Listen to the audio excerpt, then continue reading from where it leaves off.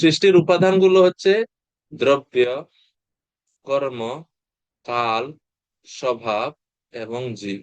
এই পাঁচটি জিনিস, এই পাঁচটি থেকে পরবর্তীতে আরো বিভিন্ন বিষয়গুলো প্রকাশিত হয়েছে।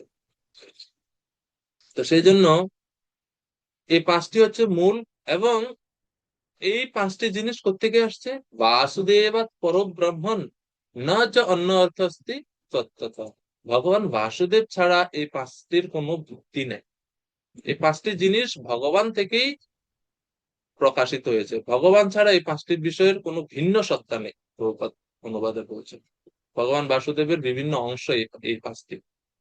তো সেই কারণে আমরা তাহলে বুঝতে পারছি এই পাঁচটির মধ্যে কাল এবং জীব, এই দুইটা হচ্ছে ভগবানের শক্তি। জীব ভগবানের তটস্থা শক্তি, কালও ভগবানের শক্তি। বাদ বাকি দ্রব্য, কর্ম, স্বভাব, এগুলো শক্তির মাধ্যমে প্রকাশিত বস্তু। শক্তির মাধ্যমে প্রকাশিত বস্তু হচ্ছে এই দ্রব্য, কর্ম এবং স্বভাব। আর এই পাঁচটি জিনিসই উৎপত্তি হয় বা প্রকাশিত হয় পরমেশ্বর ভগবান থেকে। তাইলে এই যে প্রথম প্রশ্ন, যে আহ, সৃষ্টির লক্ষণ, জগতের লক্ষণ কি? লক্ষণ হচ্ছে ভগবান শ্রী বাসুদেব। ভগবান বাসুদেবী হচ্ছে জগতের লক্ষণ। তো শিল প্রভুপাদ তাৎপর্য বলছেন এই বিস্ময়কর জগতে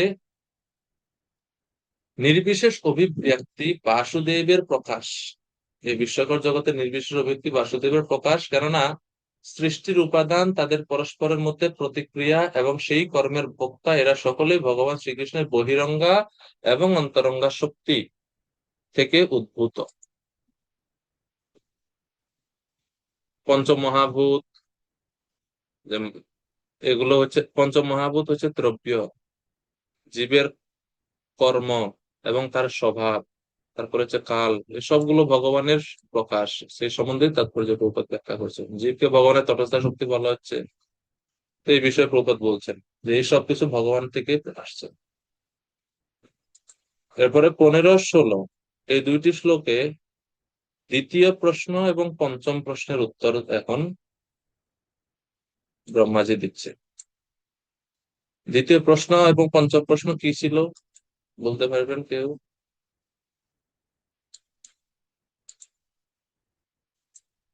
দ্বিতীয় প্রশ্ন এবং পঞ্চম প্রশ্নটা কি ছিল? এই দুইটা প্রশ্নের উত্তর 15 এবং 16 নাম্বার শ্লোকে দিয়েছেন একসাথে। প্রশ্নটা কি ছিল মনে আছে না? অধ্যায়ের শুরুতে নারদ মুনি প্রশ্ন করছে, প্রশ্নগুলো মনে আছে কি না এটা বুঝলেন?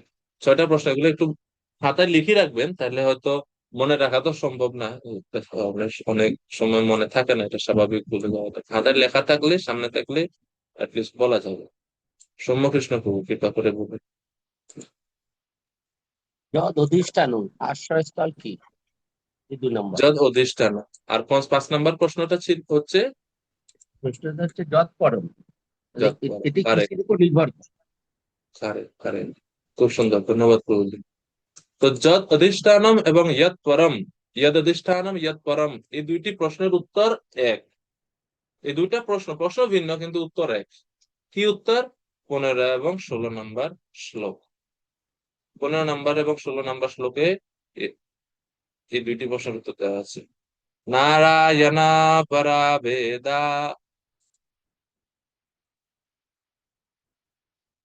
দেবা নারায়ণং গজা, নারায়ণা পরালোকা, নারায়ণ পরামখা, নারায়ণ পর যোগো, নারায়ণ পরম তপঃ, নারায়ণ পরম জ্ঞানম, নারায়ণ পরাগতি।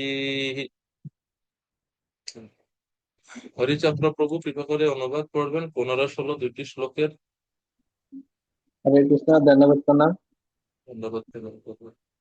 15 হচ্ছে সমস্ত দৈবিক শাস্ত্র পরমেশ্বর ভগবান নারায়ণ কর্তৃক প্রণীত হয়েছে। এবং সেগুলি তারই নিমিত্ত। সমস্ত দেবতারা তারই অঙ্গ থেকে উদ্ভূত এবং তারা সকলেই তার সেবক।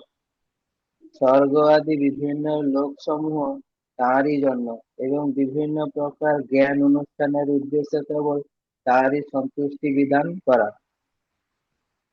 আর 16 নম্বরে হচ্ছে সর্বপ্রকার ধ্যান এবং যোগ হচ্ছে নারায়ণকে জানবার বিভিন্ন উপায়। সর্বপ্রকার তপশ্চর্যার উদ্দেশ্য হচ্ছে নারায়ণকে প্রাপ্ত হওয়া। দিব্য জ্ঞানের সংস্কৃতির উদ্দেশ্য হচ্ছে নারায়ণের দর্শন লাভ করা এবং মুক্তির চরম অবস্থা হচ্ছে নারায়ণের ধামে প্রবেশ করা। হরে কৃষ্ণ। হরে কৃষ্ণ। ধন্যবাদ প্রভু। তো 15 এবং 16 দুইটি শ্লোকে দুটি খুব সাদৃশ্যপূর্ণ, নারায়ণ নারায়ণ নারায়ণ নারায়ণ নারায়ণ, সব জায়গাতে নারায়ণ নারায়ণ নারায়ণ নারায়ণ নারায়ণ। এখন আপনাদের কাছে প্রশ্ন হচ্ছে, এরকম কোন অনুরূপ শ্লোক আপনারা ভাগবতমে পড়ছেন এই পর্যন্ত? তপস্বী মাতাজি খুব ভাগে হাত উঠেছেন। মাতাজি বলেন কোথায় পাইছেন, কোন কোন অংশে আছে, বা কোন শ্লোক মনে আছে কিনা, থাকলে কৃপা করে বলবেন। মাইক আনমিউট করতে পারেন। হ্যাঁ প্রভু, প্রথম অধ্যায় তো পড়েছি মনে হচ্ছে, নারায়ণ পরা বেদা, নারায়ণ পরা মুখা, নারায়ণ পরা যোগা, নারায়ণ পরা গতি। 28 নম্বর দ্বিতীয় অধ্যায়, 28 নম্বর কথা মনে নেই। 28 নম্বর কথা, দ্বিতীয় অধ্যায়, ভুলে গেছি। মুখস্থ আছে শ্লোকটা, ভুলে গেছি। এটা প্রথম স্কন্ধে দ্বিতীয় অধ্যায়ে আছে। আচ্ছা প্রভু, হ্যাঁ দ্বিতীয় অধ্যায়ে 28 নম্বর শ্লোক। কারেক্ট। দ্বিতীয় অধ্যায় প্রথম স্কন্ধে প্রথম দ্বিতীয় স্কন্ধে অধ্যায় দ্বিতীয় 28 অধ্যায়ে নম্বর। 28 এবং 29 নম্বর শ্লোক। ওখানে নারায়ণের জায়গায় হ্যাঁ বাসুদেব আছে। ওখানে বাসুদেব, বাসুদেবা পোড়া বেদা, বাসুদেবা পোড়া মুখা, বাসুদেবা পোড়া যোগা, বাসুদেবা পোড়া ক্রিয়া, বাসুদেব পরম জ্ঞানম, বাসুদেব পরম তপ, বাসুদেব পরম ধর্ম, বাসুদেব পরা গতি। ধরেই বল, মুখস্থ করে নিছেন। হ্যাঁ এটা তো মুখস্থ এই ছিল। ওইটা হচ্ছে সাদৃশ্যপূর্ণ শ্লোক, তো সেই জন্য just হ্যাঁ মনে হ্যাঁ হ্যাঁ পড়ে। হ্যাঁ সাদৃশ্য অনুসারে। তো এই দুইটি শ্লোকে বলা হচ্ছে যে যৎ অধিষ্ঠানম এবং যৎ পরম, যে প্রশ্ন করছে যে এই জগতের আশ্রয় কে এবং জগৎ কার উপর নির্ভর করে সবকিছু জগৎকে করছে, এই দুইটাই উত্তর উত্তর উত্তর হচ্ছে পরমেশ্বর ভগবান শ্রী নারায়ণ। নারায়ণের উপর নির্ভর করে ভগবান নারায়ণ হচ্ছে এই ব্রহ্মাণ্ডের, এই জগতের শেল্টার এবং ডিপেন্ডেন্স। এই জড়জগৎ ওনার আশ্রয় এবং ওনার উপর নির্ভর করে এই জড়জগৎ চলছে, জড়জগতের অস্তিত্ব বর্তমান আছে। তো এই হচ্ছে নারায়ণ হচ্ছে সবকিছু। এই জন্য 3, 6, 7, 8 8টি জিনিসের আশ্রয় হচ্ছে নারায়ণ, সেটা তিনি বলছেন। নারায়ণ হচ্ছে গতি, পরম গতি, নারায়ণ হচ্ছে পরম জ্ঞান, নারায়ণ হচ্ছেন পরম তপ, নারায়ণ হচ্ছে পরম যোগ। অর্থাৎ তপস্যার উদ্দেশ্য ভগবান নারায়ণ, যোগের উদ্দেশ্য পরমেশ্বর ভগবান নারায়ণকে লাভ করা। মথা মানে যজ্ঞ, যজ্ঞের উদ্দেশ্য ভগবান নারায়ণ। লোকা সর্বোচ্চ লোক হচ্ছে ভগবান নারায়ণের ধাম। দেবতা সর্বোচ্চ দেবতা হচ্ছেন তিনি। বেদাহা বেদ অধ্যয়নের উদ্দেশ্য হচ্ছে ভগবান নারায়ণকে জানা। তো এভাবে সমস্ত কিছু ভগবান নারায়ণের উপর উপর নির্ভর করে, সব নারায়ণ হচ্ছে সবকিছুর মূল আশ্রয়। ঠিক আছে, তো এইভাবে ব্রহ্মাজি নারদ মুনির দ্বিতীয় এবং পঞ্চম প্রশ্নের উত্তর দিলেন। এখন নারদ মনে মনে মানে ব্রহ্মাকে জিজ্ঞেস করছে যে নারায়ণ যদি সবকিছু হয়, তাহলে আপনি কিতা করতেছেন এখানে, আপনার কাজটা কি, আপনি কি করতেছেন, আপনি যে এত, আপনাকে যে আমি ভগবান বলে ভাবতেছি, এতদিন ধরে ভাবলাম, আপনার কাজটা কি? সব যদি নারায়ণ নারায়ণ নারায়ণ প্রথম থেকে বলতেছেন খালি নারায়ণ নারায়ণ, আপনার কি কাজ? তো এখন শ্লোক নাম্বার 17 থেকে 20 পর্যন্ত ব্রহ্মাজি বলছেন, নারদ, আমি হচ্ছে জীব, ভগবান হচ্ছেন পরমেশ্বর। আমি হচ্ছেন জীব তত্ত্ব, ভগবান হচ্ছেন বিষ্ণু তত্ত্ব। আমি আর ভগবান তো এক না। তিনি হচ্ছেন প্রভু, আমি হচ্ছেন দাস। উনি হচ্ছেন বিভু, আমি হচ্ছে অনু। উনি হচ্ছেন আদেশকর্তা, আমি হচ্ছে সেই আদেশের পালন কারি। তো আমি আর আমার সঙ্গে ভগবানের সঙ্গে কেন তুলনা করতেছি?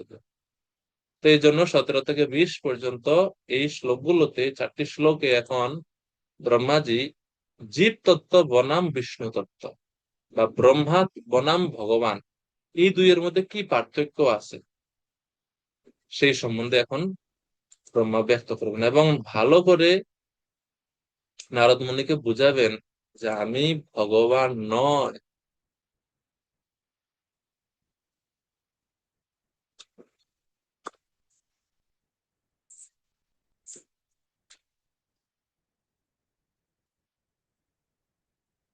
আমি ভগবান নয়।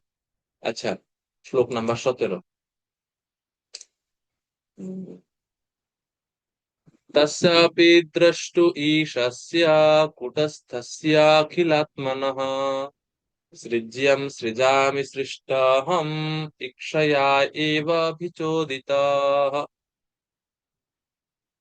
तस्य अपि द्रष्टु ईशस्य, তার দ্বারা অনুপ্রাণিত হয়ে সর্বব্যাপ্ত পরমাত্মা রূপ তার দৃষ্টিপাতের মাধ্যমে তিনি পূর্বেই যা সৃষ্টি করেছেন, আমি কেবল তা পুনঃপ্রকাশ করি। এমনকি আমিও তারই সৃষ্টি। আমিও তারই সৃষ্টি। সৃজ্যম সৃজামি সৃষ্টাহম, তিনি যা কিছু পূর্বে সৃষ্টি করেছেন আমি কেবল তা পুনঃপ্রকাশ করি। বিভিন্ন জোড়া মিক্স করে, জোড়া তালি দিয়ে নতুন করে কিছু একটা তৈরি করি। মূল উপাদান কিন্তু ওনার। এজন্য আমরা সহজভাবে বোঝার জন্য আমাদের ডিওএস এ বলা হয় যে ব্রহ্মাজি হচ্ছে ইঞ্জিনিয়ার আর কৃষ্ণ হচ্ছেন বাড়ির মালিক। মালিক রড বালি সিমেন্ট সব দেয়, জায়গাও দেয়, বাড়ি বানানোর জন্য মিস্ত্রিকে টাকাও দেয়, আর ইঞ্জিনিয়ার খালি নকশাটা করে, দেখায় যে এইভাবে এইভাবে বাড়ি হবে, 14 তলা একটা বাড়ি হবে। হ্যাঁ, তারপরে এই 14 তলা বাড়ির মধ্যে 7ম তালাতে থাকবে মানুষেরা। এভাবে স্ট্রাকচারটা তিনি তৈরি করেন মিস্ত্রিদেরকে দিক নির্দেশনা দিয়ে। এই হচ্ছে ব্রহ্মাজির কাজ। তো এখানে ব্রহ্মাজি সেটা স্বীকার করছেন যে সৃজ্যম সৃজামি সৃষ্টাহম, আমি ওনারই সৃষ্টি, এবং আমি যা কিছু সৃষ্টি করি বলে মনে হয় আসলে আমি কোনো কিছু সৃষ্টি করি না, ওনার সৃষ্ট বস্তুগুলোই আমি প্রকাশ করি মাত্র।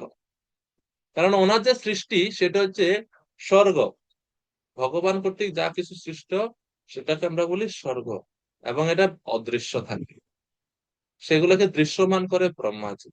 ব্রহ্মাজির সৃষ্টিটাকে আমরা বলি বিসর্গ। তো আমি কি সৃষ্টি করবো ভগবান থেকে আলাদা করে? আমি নিজেই ভগবানের সৃষ্টি।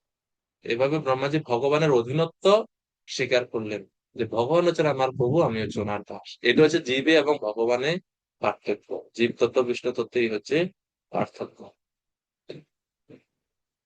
তো শিল প্রভুপাদ তাৎপর্য ব্যাখ্যা করছেন, ব্রহ্মাণ্ডের সৃষ্টিকর্তা ব্রহ্মাও স্বীকার করেছেন তিনি প্রকৃত স্রষ্টা নয়, পক্ষান্তরে নারায়ণ কর্তৃক অনুপ্রাণিত হয়ে সমস্ত জীবের পরমাত্মা রূপে পূর্বেই তিনি যা সৃষ্টি করেছেন তা তিনি সৃজন করেন।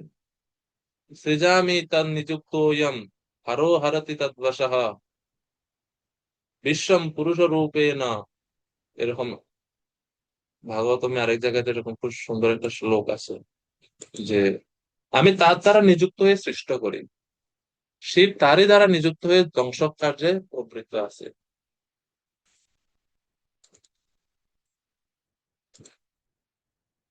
সৃজামি তৎ নিযুক্ত ইয়ং। হ্যাঁ, দ্বিতীয় স্কন্ধের 6ঠ অধ্যায় 32 নম্বর শ্লোকে সেম জিনিস ব্রহ্মা এই শ্লোকে যেটা বলছে যে আমি তারই দ্বারা সৃষ্ট বস্তুকে প্রকাশ করি। 2:6-32 সেখানেও ব্রহ্মা বলছেন সৃজামি তন নিযুক্ত অহম হরো হরতি তদ্বশঃ বিশ্বম পুরুষ রূপেণ পরিপাতি ত্রিশক্তি দৃক। অর্থাৎ পরমেশ্বর ভগবানের ইচ্ছা অনুসারে আমি সৃষ্টি করি, ওনার ইচ্ছা অনুসারে শিব যথাসময়ে ধ্বংস করে, এবং তিনি নিজে বিষ্ণু রূপে সবকিছুকে পালন করেন। এভাবে তিনি হচ্ছেন এই 3 শক্তির বা এই ত্রিদেবতার মূল আশ্রয়, ভগবান শ্রী বিষ্ণু।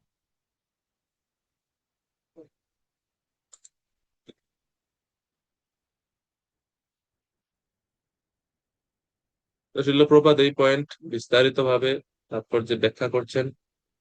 কঠোপনিষদ থেকে প্রভুপাদ উল্লেখ করে বলছেন যে কঠোপনিষদ আদি বৈদিক শাস্ত্রে ভগবানকে সর্বভূত অন্তরাত্মা বলে বর্ণনা করা হয়েছে। তিনি সকলের শরীরে বিরাজ করেন এবং যারা তার শরণাগত তাদের তিনি পরিচালনা করেন, আর যারা শরণাগত নয় তাদের জড়া প্রকৃতির তত্ত্বাবধানে রাখা হয় এবং তারা রামায়ণ সর্বভূতানি যন্ত্রারূঢ়ানি মায়ায় মায়ার দ্বারা তারা পরিচালিত হয়ে জড়জগতে বারবার জন্ম মৃত্যু চক্রে ঘুরতে থাকে এবং বিবিধ ক্লেশ তারা ভোগ করে থাকে। তো এভাবে ব্রহ্মাজি হচ্ছেন এই জড়জগতের আদি সৃষ্ট জীব এবং সর্বশ্রেষ্ঠ বুদ্ধিমান জীব। ব্রহ্মাণ্ডের সর্বশ্রেষ্ঠ বুদ্ধিমান জীব ব্রহ্মা থেকে শুরু করে একটি ক্ষুদ্র পিপীলিকা পর্যন্ত প্রতিটি জীবের বুদ্ধিমত্তা তত্ত্বাবধান করেন ভগবান এবং অপ্রাকৃত স্তর থেকে তিনি তাদের কার্যকলাপের সাক্ষী থাকেন। যে সমস্ত বুদ্ধিমান মানুষেরা আধ্যাত্মিক উপলব্ধির প্রভাবে চিন্তা, অনুভব ও ইচ্ছার প্রভাব অধ্যয়ন করতে পারেন, তারা ভগবানের সূক্ষ্ম উপস্থিতি অনুভব করতে পারে। অর্থাৎ যারা আধ্যাত্মিক উপলব্ধিতে অনেক উন্নত, তারা অনুভব করতে পারেন ভগবানের ইচ্ছা। তো এভাবে ব্রহ্মা এবং ভগবান এবার জীব তত্ত্ব এবং বিষ্ণু তত্ত্বের মধ্যে কি পার্থক্য তা বর্ণনা করছেন। এরপরে 18 নম্বর শ্লোকে এসে আরো বলছেন যে ভগবান হচ্ছেন চিন্ময় আর আমি হচ্ছি গুণের অধীন। এটা হচ্ছে আর একটা পার্থক্য জীবী এবং ভগবানের মধ্যে। সত্যম রজস্তমইতি নির্গুণস্য গুণস্ত্রয়ঃ স্থিতিসর্গ নিরোধেষু গৃহীতা মায়য়া বিভো। সিদ্ধস্বরূপ প্রভু কৃপা করে অনুবাদ করবেন। শ্লোক নম্বর 18।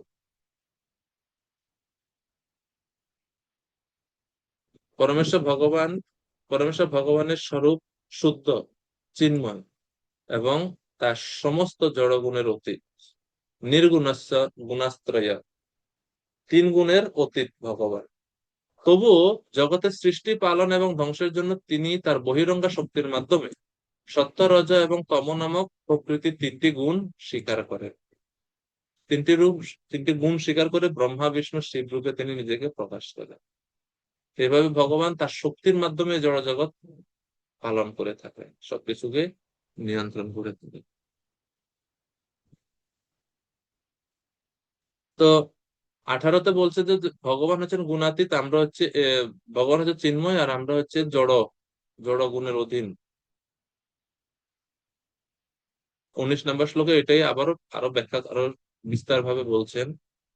প্রকৃতির এই 3 গুণ দ্রব্য, জ্ঞান এবং ক্রিয়ারূপে প্রকাশিত হয়ে নিত্য শাশ্বত জীবকে তার সমস্ত কার্যকলাপের জন্য দায়ী করে তাকে কার্য এবং কারণের বন্ধনে আবদ্ধ করে। অর্থাৎ এই জড় জগতে যখন জীব কর্ম কেন করে? সে 3 গুণের দ্বারা প্রভাবিত হয়ে সে বিবিধ কর্মে নিজেকে যুক্ত করে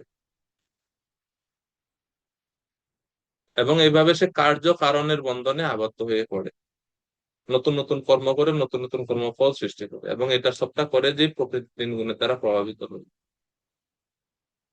তো প্রভুপাদ বলছেন যে ভগবানের অন্তরঙ্গা এবং বহিরঙ্গা শক্তির মধ্যবর্তী হওয়ার ফলে শাশ্বত জীবকে ভগবানের তটস্থা শক্তি বলা হয়। তটস্থা শক্তি মানে কি? মানে যার ক্ষুদ্র স্বাধীনতা দেওয়া আছে, যাকে সে চাইলে অন্তরঙ্গা শক্তির দিকেও যেতে পারে, চাইলে বহিরঙ্গা শক্তির দিকেও যেতে পারে। তো জীব যখন বহিরঙ্গা শক্তির অধীনে আসে তখনই সে ক্লেশ ভোগ করা শুরু করে।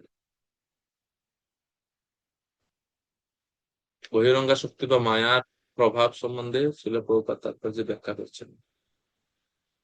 এরপরে 20 নম্বর শ্লোক।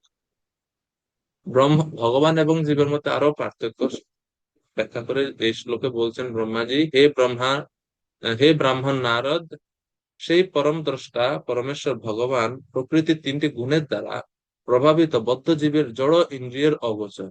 তিনি সকলের, এমনকি আমারও নিয়ন্তা, আর আমি হচ্ছে ওনার দ্বারা নিয়ন্ত্রিত। মানে আমার সঙ্গে ভগবানের কোনো আমার সঙ্গে ভগবানের পার্থক্য আছে। তো পরমেশ্বর ভগবান হচ্ছেন আমার প্রভু, আমি ওনার দাস। এভাবে ব্রহ্মাজি মানে খুবই সুন্দরভাবে ব্যাখ্যা করলেন, যাতে করে নারদের মনে আর কোনো সন্দেহ বা সংশয় না থাকে যে পরমেশ্বর ভগবান আসলে কে। ঠিক আছে? তো এই জন্য বলছেন গুণের দ্বারা আবৃত হয়ে জীব ভগবানকে দর্শন করতে পারে না। নাহম প্রকাশ সর্বস্য যোগ মায়া সমবৃতা। ভগবান যোগমায়ার দ্বারা নিজেকে যখন আবৃত করে রাখেন, নাস্তিকেরা তখন ভগবানকে বুঝতে পারে না। কুন্তী মহারানীও বলছেন না, হ্যাঁ, মায়া জবনিকা আচ্ছন্যম অজ্ঞাদক্ষজম অব্যয়ম না লক্ষ্যসে মূঢ়দৃশা নটো নাট্য ধরো যথা।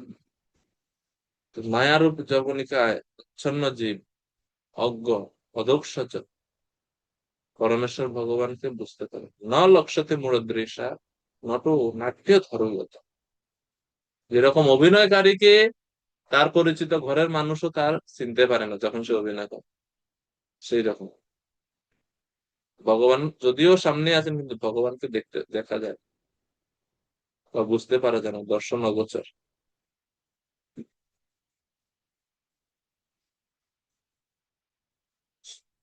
প্রভুপাদ তাৎপর্য বলছেন, হ্যাঁ, তিন গুণের দ্বারা যখন আমরা প্রভাবিত থাকি তখন আমরা ভগবানকে দেখতে পাই। তবে যাদের প্রেম রূপ অঞ্জনের দ্বারা চক্ষু রঞ্জিত হয়েছে তারা ভগবানকে দেখতে পারে। ব্রহ্মসংহিতা থেকে শ্লোকের অনুবাদ প্রভুপাদ বলছেন যে প্রেমাঞ্জনা চরিতা ভক্তি বিলোচনেন সন্তা সদৈব হৃদয়েষু বিলোকয়ন্তি यं श्यामसुन्दरमचिन्त्य गुणस्वरूपं गोविन्दमादिपुरुषं तमहं भज।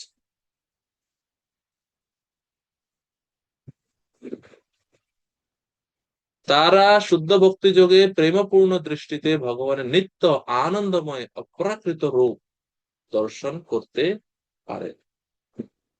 ভক্তরা পারে, সাধারণ জীব পারে না। এখন 21 থেকে 35 নম্বর শ্লোকে ইয়াত সৃষ্টম, 3 নম্বর প্রশ্নের উত্তর দিচ্ছেন। জগতের সৃষ্টি প্রক্রিয়া, কিভাবে জগৎ সৃষ্টি হলো, জগৎ কিভাবে সৃষ্টি হলো, সেই প্রশ্নের উত্তর 21 থেকে 35 নম্বর শ্লোক পর্যন্ত দেবেন। এবং এটাই হচ্ছে এই অধ্যায়ের যে মূল মানে সৃষ্টি তত্ত্ব, এই শ্লোকগুলোর মধ্যেই বর্ণনা আছে। ঠিক আছে, তো আমি বলছিলাম, আপনাদেরকে অনুরোধ করছিলাম যে আপনারা একটু কৃপা করে পড়বেন, পড়ার জন্য। পড়ছেন কিনা আমি জানি না, সেই জন্য জিজ্ঞেস করছি। পড়ছিলেন কি পুরো অধ্যায়টা একটু?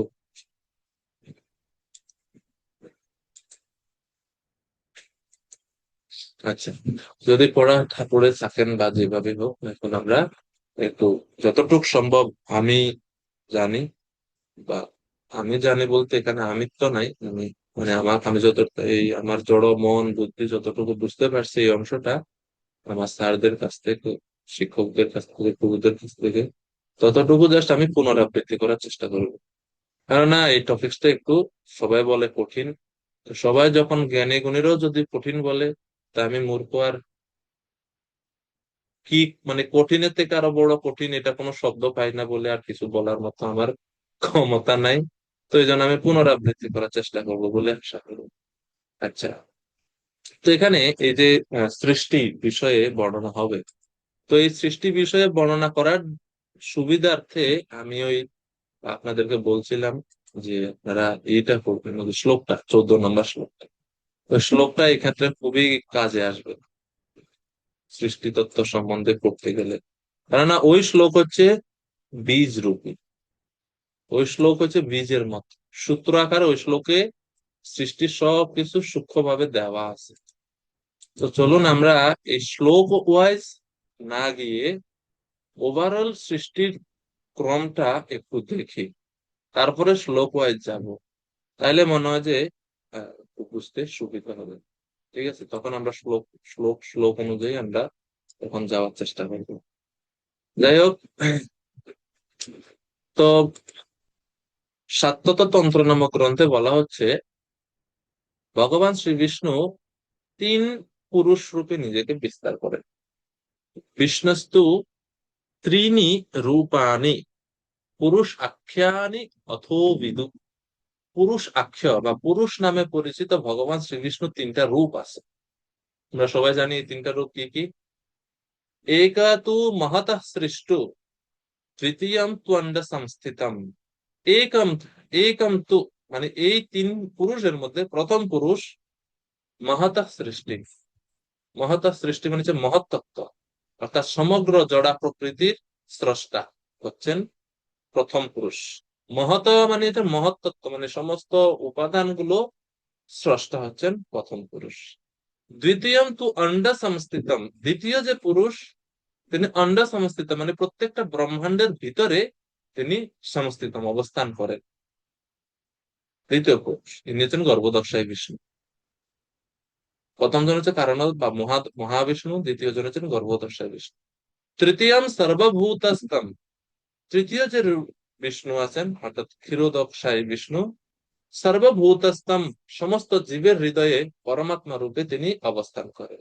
তানি জ্ঞাত্বা বিমুচ্যতে, এই তিনটি রূপ সম্পর্কে অবগত যিনি হন তিনি মুক্তি লাভ করেন। এই জন্য এটা বলার উদ্দেশ্য হচ্ছে, যদিও মনে হয় যে সৃষ্টিটা তো কঠিন, কিন্তু যদি আমরা একটু বুঝি বা বোঝার চেষ্টা করি তাহলে মনে হয় আমরা ভগবানের একটু কৃপা পাবো।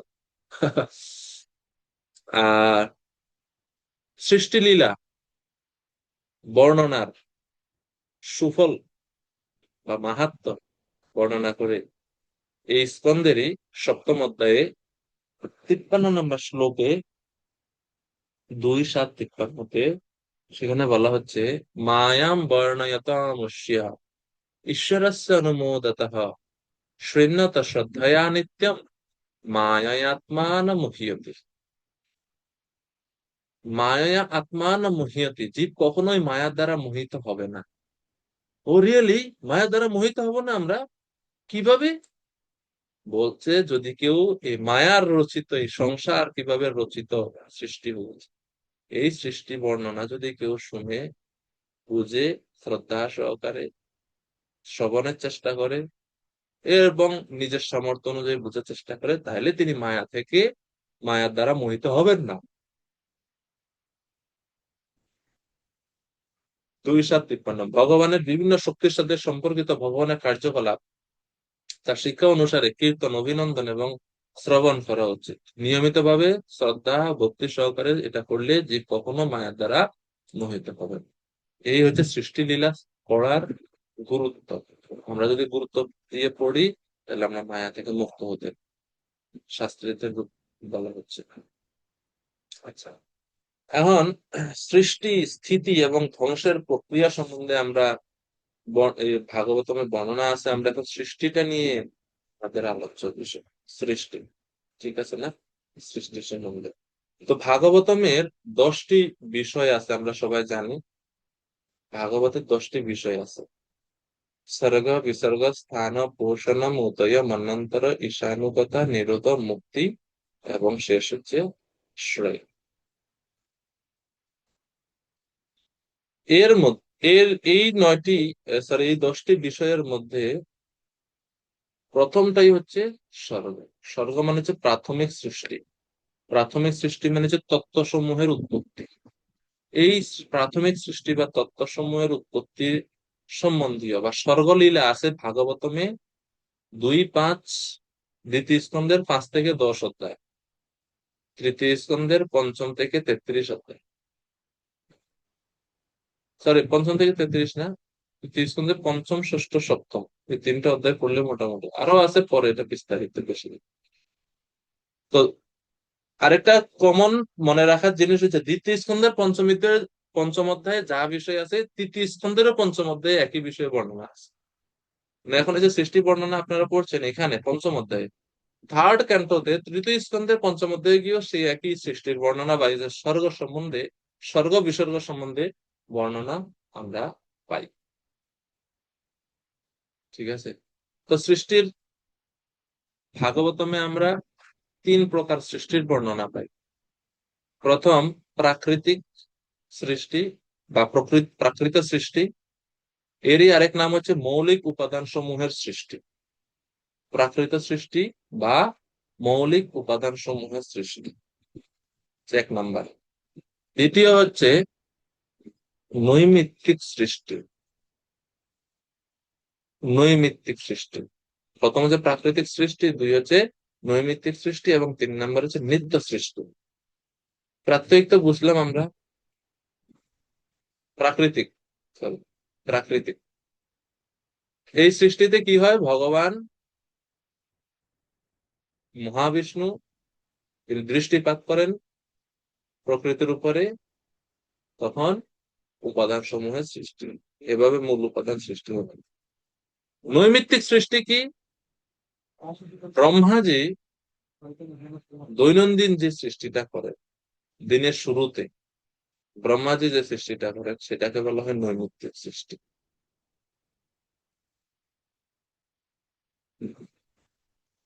বিভিন্ন স্তরের জীবদের জন্য 4 প্রকার দেহ সৃষ্টি, এবং এই গৌণ সৃষ্টি ব্রহ্মার দিনের শুরুতে ঘটে, এটাকে বলেছে নৈমিত্তিক সৃষ্টি। অর্থাৎ ব্রহ্মা তার দিনের শুরুতে যে প্রকার সৃষ্টি করেন সেটা হচ্ছে নৈমিত্তিক সৃষ্টি। আর 3 নম্বর হচ্ছে নিত্য সৃষ্টি। নিত্য সৃষ্টি মানে কি? কর্মফল অনুসারে জীবেরা তাদের দেহের নিরন্তর তাদের দেহের নিরন্তর সৃষ্টি বা জন্ম হয়। কর্মফল অনুসারে জীবের জন্ম বা সৃষ্টি, এটা হচ্ছে নিত্য সৃষ্টি। এবং এই নিত্য সৃষ্টিটা হয়ে থাকে স্বভাবত পিতামাতা মাধ্যমে, সন্তান সন্ততি লাভ করা। তো এই হচ্ছে 3 প্রকার সৃষ্টির বর্ণনা আমরা শাস্ত্রে ভাগবতমে পাই। প্রাকৃতিক সৃষ্টি অর্থাৎ ভগবান বিষ্ণু কর্তৃক যে ব্রহ্মাণ্ড সৃষ্টি কথা, সেটা এখন আমরা এই সেকশনে আমরা এখন দেখব। তো যে শ্লোকটা এই যে 2, 5, 14 বলছিলাম, এই শ্লোকে 5টি প্রধান বৈশিষ্ট্য বা উপাদান আছে।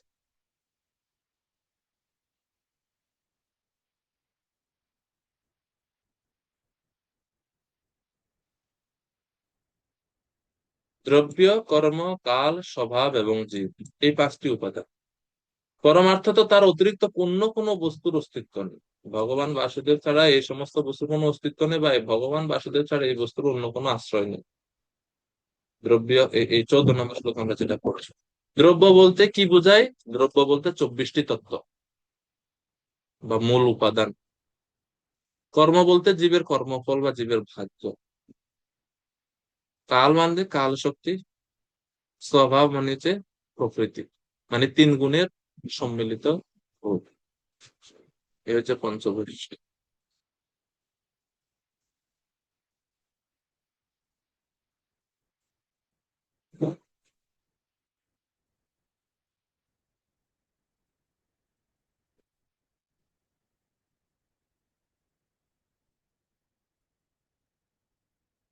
হরে কৃষ্ণ, সরি। তো পূর্ববর্তী প্রলয়ের পরে, যখন আগের কল্পে প্রলয় হয়েছে, প্রলয়ের পরে তো সব ধ্বংস হয়ে গেছে, এই জড় জগতের সবকিছু, এমনকি ব্রহ্মা সহ সবাই ভগবানের শরীরে প্রবেশ করছে। এখন পরবর্তীতে আবার সৃষ্টির সময় যখন এসে উপস্থিত হয়, এখন সৃষ্টির সময় মানে ব্রহ্মাজির ঘুমের টাইম শেষ, এখন ঘুম থেকে উঠতে হবে। তখন পরমেশ্বর ভগবানের হৃদয়ে ব্রহ্মাণ্ড সৃষ্টি করার ইচ্ছা জাগ্রত হয়। ইয়তো বা ইমানি ভূতানি জায়ন্তে, উপনিষদের মন্ত্রগুলোতে যে ওনার থেকে সবকিছু আসে, তো এগুলা কখন আসে? যখন ভগবানের ইচ্ছা হয় যে আমি অনেকদিন ধরে ব্রহ্মাণ্ড প্রকাশিত হচ্ছে না, সৃষ্টি করার ইচ্ছা হচ্ছে আমার। তো তখন ভগবানের ইচ্ছা যখন জাগ্রত হয়, এর আগে এই ইচ্ছা জাগ্রত হওয়ার আগে ভগবানই একমাত্র বিদ্যমান ছিলেন, যেটা আমরা ওই চতুশ্লোকী ভাগবতে পাই। অহমেবা আসমেবাগ্রে নানিয়া দিয়াত সদসৎ পরম পশ্চাৎ অহম ইয়দিতচ্চ ইয়োবশিষ্যেৎ স্বস্মি অহম। তো এই এর পূর্বে ভগবান তিনি একাই বিদ্যমান ছিলেন, কারণ সবকিছু তো ওনার মধ্যে প্রবেশ করছে। তো সেই ভগবান তিনি যখন ইচ্ছা করলেন যে আমি সৃষ্টি করব, তখন সেই ভগবানের সামনে প্রকৃতি দেবী এসে উপস্থিত হন। এটা প্রকৃতি দেবী মানে হচ্ছে মায়া দেবী। মায়া দেবী ভগবানের সামনে আসেন। শ্রীমৎ ভাগবতমে 3য় স্কন্ধের 5ম অধ্যায় 23 নম্বর শ্লোকে বলা হচ্ছে, আসদ ভগবান এক আসদ আसेदम अग्रात्मात्मनां विभु आत्मेच्छानुगत आत्मा नानाम नाना इति उपलक्षणः। করুণাময় পরমেশ্বর ভগবান তার অহৈতুকী কৃপাবশত এবং তার পূর্ণ এবং বিভিন্ন অংশ জীব ব্যতীত নিজকে অপূর্ণ মনে অনুভব করে। তাই জড় সৃষ্টি শুরু করার জন্য তিনি জড় প্রকৃতিতে জীবদের অর্পণ করেন এবং শাশ্বত কালের প্রভাবে বিচিত্র জীবপূর্ণ ব্রহ্মাণ্ড সমূহ প্রকটিত।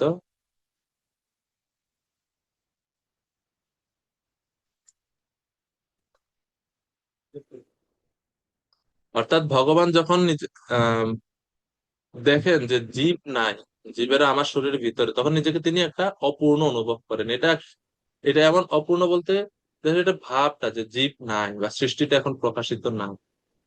তো তখন তিনি ইচ্ছা করেন, ইচ্ছা করার সঙ্গে সঙ্গে মায়াদেবী ওনার সামনে এসে উপস্থিত হন। ঠিক আছে। সৃষ্টির আদিতে সেই অদ্বিতীয় পুরুষ পরমেশ্বর ভগবান সৃষ্টি করার জন্য তার বহিরঙ্গা শক্তি বা মায়া শক্তি, যেটাকে আমরা বলি প্রকৃতি, প্রকৃতিকে তিনি প্রথমে দেখতে পাননি। প্রকৃতি তখন অপ্রকাশিত ছিল।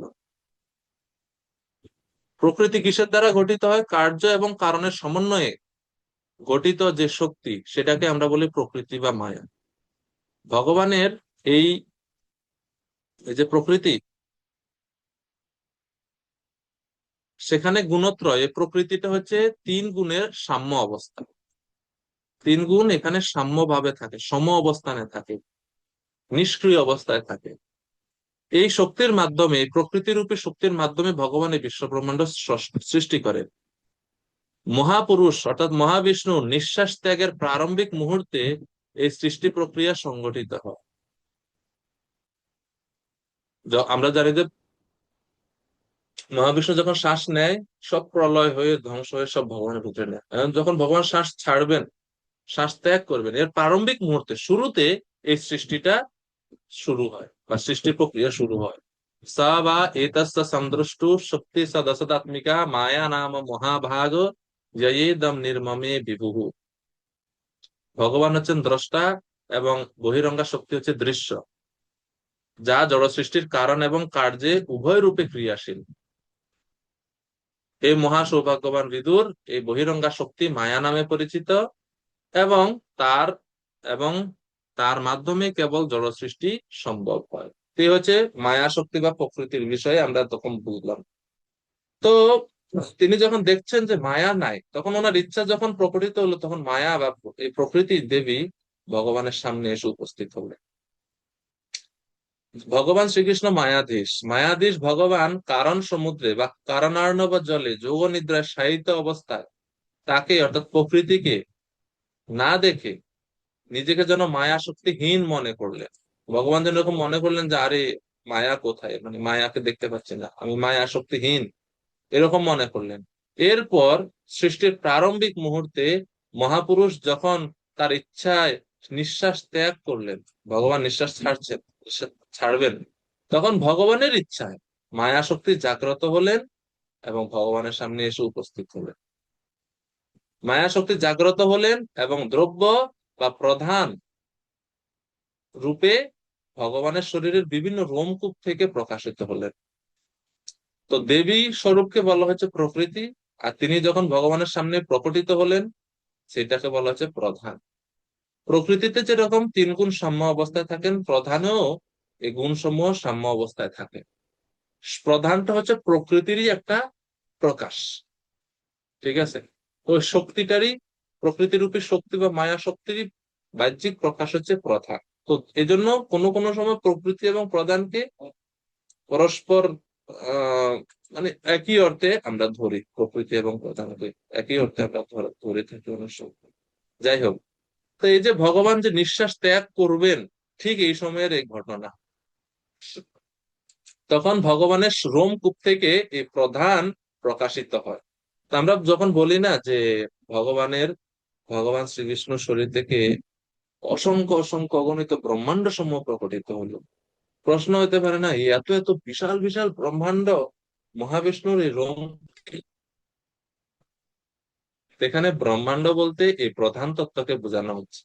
এই প্রধান রূপে এই প্রকৃতির তিন গুণের সাম্য অবস্থা রূপে যে প্রধান, যেটা প্রকৃতি শক্তিরই বাহ্যিক প্রকাশ প্রধান, তা এই প্রধান রূপী জিনিসটাই সূক্ষ্ম রূপে ভগবানের রোমকূপ থেকে বিকশিত হয়ে ব্রহ্মাণ্ডের রূপ ধারণ করছে। यस्य एक निश्शसितं कालम अथावलंब जीवन्ति लोम বিলজা জগদণ্ডনাথ। এভাবে ব্রহ্ম সংহিতাতে ব্রহ্মাজির সৃষ্টি বা ভগবান কিভাবে মহাবিষ্ণুর নিঃশ্বাসের সম্বন্ধে এটা প্রমাণ দেওয়া হচ্ছে এখানে। আচ্ছা, এখন যখন প্রধান ভগবানের শরীরের বিভিন্ন রোম কূপ থেকে প্রকাশিত হলো, তখন মহাবৈকুণ্ঠের অধিপতি ভগবান তার সাংস প্রকাশ তথা প্রথম যে পুরুষ অবতার অর্থাৎ কারণোদক্ষায় বিষ্ণু, সে কারণোদক্ষায় বিষ্ণু তিনি বহু রূপ হওয়ার ইচ্ছা করলেন। মানে নিজেকে তিনি প্রকাশ করতে চাইলেন, বিস্তার করতে চাইলেন, বহু হইতে চাইলেন। ওনার ইচ্ছা আসলো, তিনি নিজের ইচ্ছায় নিজের মধ্যে লীন থাকা কাল এবং জীবের মধ্যে লীন থাকা কর্ম ও স্বভাবকে মায়ার মাধ্যমে গ্রহণ করে প্রধানের মধ্যে প্রেরণ। বুঝতে পারছেন কি বিষয়টা? মানে এই আগের যখন প্রলয় হয়েছে তখন তো সমস্ত জীবেরা, তারা কিন্তু যারা মুক্ত হয়নি এখনো, তাদের কর্মফল রয়ে গেছে এবং তাদের স্বভাবও রয়ে গেছে। কর্ম এবং স্বভাব সহ জীব ভগবানের শরীরের মধ্যে আছে, এবং কাল শক্তি তো ভগবানের শক্তি, সেটাও ভগবানের শরীরের মধ্যে আছে। এই জন্য বলছে ভগবানের শরীর লীন হয়ে থাকা কাল এবং জীব, জীবের সঙ্গে দুইটা জিনিস লীন থাকে, কর্ম এবং স্বভাব। এই এই সবগুলোকে তখন ভগবান কি করলেন, মায়ার মাধ্যমে, এই বহিরঙ্গা মায়ার মাধ্যমে সে এটাকে তিনি প্রধানের মধ্যে তিনি ইনজেক্ট করলেন, প্রধানের মধ্যে তিনি স্থাপন করলেন। কিসের মাধ্যমে সেটা করছেন? তিনি দৃষ্টিপাতের মাধ্যমে তিনি প্রধানের উপর দৃষ্টিপাত করলেন, এবং দৃষ্টিপাতের মাধ্যমে ভগবান তার শক্তি মানে কাল শক্তি এবং জীবকে তার কর্ম এবং স্বভাব সহ এই প্রধানের মধ্যে স্থাপন করলেন। আর যেই মাত্র এই কাল শক্তি এই প্রধানের মধ্যে আসছে, প্রধান এতক্ষণ পর্যন্ত 3 গুণ নিষ্ক্রিয় ছিল, চুপচাপ বসেছিল। এখন যখন কাল শক্তি প্রবেশ করছে, তখন এই 3 গুণের মধ্যে আলোড়ন সৃষ্টি হয়েছে। 3:25-3:5-26 শ্রীমদ ভাগবতমে সে সম্বন্ধে বলা হচ্ছে, কাল ভৃত্য়া তু মায়ায়াম গুণময়্যা অদোক্ষজঃ পুরুষেন আত্মভূতেন বীর্যম আধত্ত বীর্যবান। অর্থাৎ ভগবান পুরুষ অবতার রূপে নিজেকে বিস্তার করে ত্রিগুণাত্মিকা জড় প্রকৃতিতে গর্ভাধান করেন। তার ফলে নিত্যকালের প্রভাবে জীবসমূহ আবির্ভূত হয়। বুঝতে পারছেন? তো যখন এইভাবে প্রধানের মধ্যে ভগবান কাল শক্তি এবং জীব শক্তিকে প্রেরণ করলেন তাদের কর্ম এবং স্বভাব সহ, এখন প্রধানের মধ্যে বিক্রিয়া শুরু করলো। 3 গুণ যতক্ষণ এতক্ষণ পর্যন্ত চুপ ছিল, নিষ্ক্রিয় ছিল, এখন আনএজিটেটেড ছিল, এখন তাদের মধ্যে অ্যাজিটেশন শুরু হয়েছে। এবং এটা দেখবেন বাস্তব জিনিস। আহ আচ্ছা, গৌর চৈতন্য প্রভু, আপনার সকালে স্কুল কয়টায়? আমার এখন বন্ধ আছে, আপাতত বন্ধ আছে। মানে খোলা থাকলে মিলিটারি কয়টায় পোস্ট যায়? চলে এসেছে। এমনিতে হয় আপনার ওই বেরিয়ে যাই 9:30। হ্যাঁ, 9:30। বাড়ি ফিরি 5টা। তো মনে করেন 9:30টায় আপনাকে বের হতে হবে স্কুলে যাওয়ার জন্য, আপনার আপনার স্কুলে শিক্ষাদান করতে হবে, আপনি যাবেন। তো প্রভু, মনে করেন আপনি কোন এক কারণে ঘুম থেকে উঠতে দেরি হয়ে গেছে, মনে করেন কোনো কারণে আপনি খুব লেট করে উঠছেন। আহ, মনে করেন আপনি উঠছেন 8টা বাজে, ঠিক আছে? 8টা বাজে উঠে আপনি আপনি ঘড়ি দেখেন না, আপনি ভাবছেন আমি 8টা বাজে না, আমি তো আমার টাইম মতো যেটা উঠি 7টা বা 6:30টায় আমি উঠে গেছি বা 5টায় উঠছি, যেটা ভাবেন, কিন্তু টাইম অলরেডি কিন্তু ওই দিন 8টা বেজে গেছে।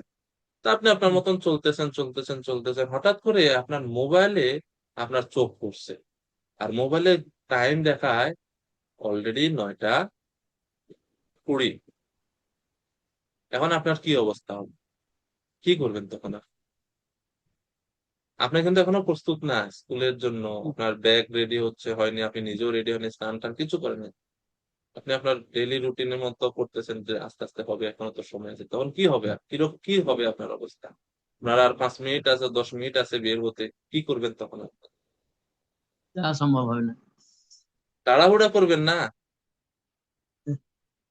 চেষ্টা তো করবেন যে তাড়াহুড়া করে কোথায় কি আছে না আছে, ব্যাগটা কোথায়, এই এটা দাও তাড়াতাড়ি, টাইম শেষ, আবার যেতে হবে, দৌড়াচ্ছি। এরকম তো করি আমরা, তাই না? ঠিক। তো এই যে আমরা যখন কোনো কাজ করার জন্য যে এই যে তাড়াহুড়া বা এই যে একটা প্রবণতা, যেমন এখন 8:30 বাংলাদেশ সময় ক্লাস, তো আপনি সব কাজ শেষ করে তাড়াতাড়ি করে রেডি হচ্ছেন যে ক্লাসে বসতে হবে। কে আপনাকে তাড়া দিচ্ছে? তাড়াটা দিচ্ছে কে? আপনার সময় দিচ্ছে না, ঘড়ির টাইম দিচ্ছে। ঘড়ির টাইমটা আসলে কি? এটাই তো সময়, সময়ের প্রতীক না? তো এই জন্য সময় বা কাল শক্তি যদি এই পৃথিবীতে না থাকে তাহলে সৃষ্টি অচল। কারণ আপনি ঘুমাচ্ছেন, কখন ঘুম থেকে উঠবেন? অনেক সময় একটা সময় আমরা ঘুম থেকে উঠে যাই, মনে হয় যে ঘুম হয়ে গেছে, কিন্তু ঘুম থেকে উঠে দেখি আরে একটা, ঘুমাইছি 10টা, একটা এখন তো এর মানে এখনো আমার ঘুম হয়নি, আমার আরো ঘুমাইতে হবে। তখন আমরা আবার ঘুমাই। এখন মনে করেন টাইম নাই।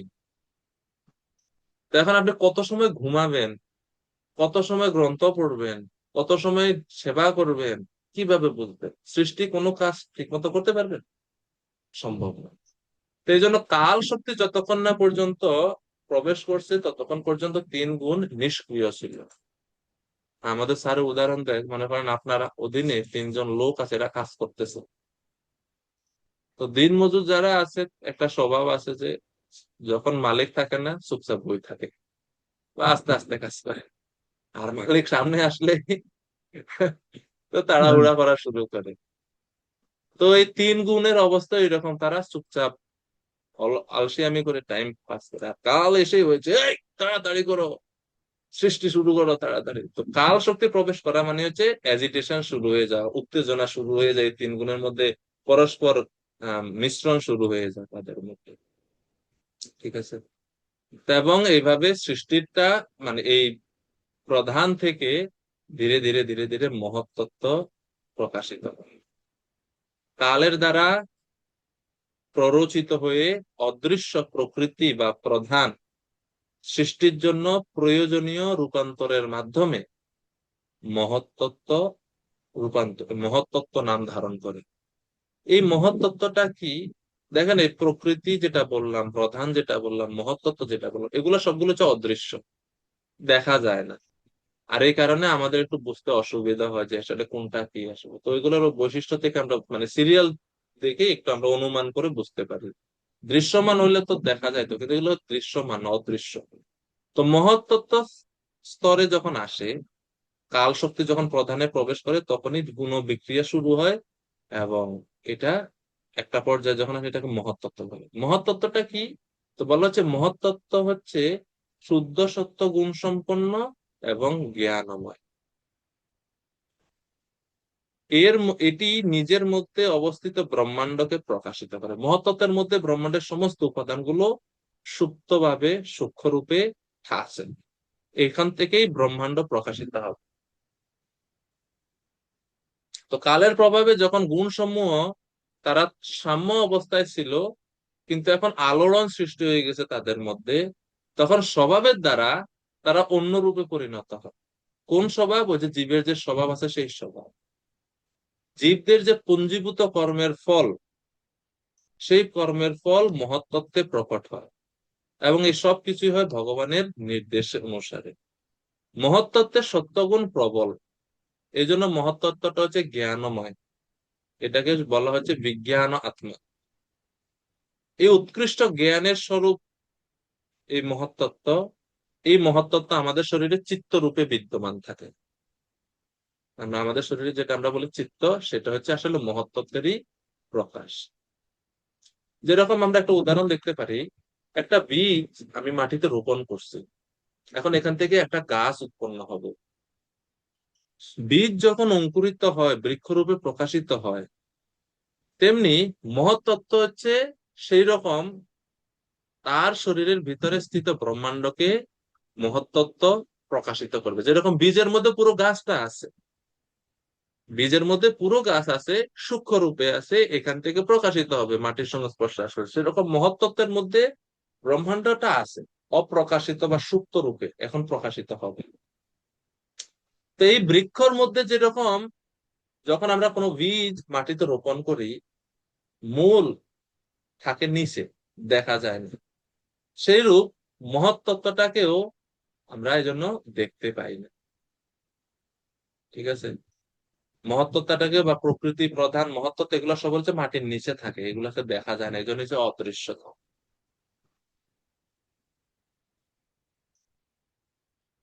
ঠিক আছে।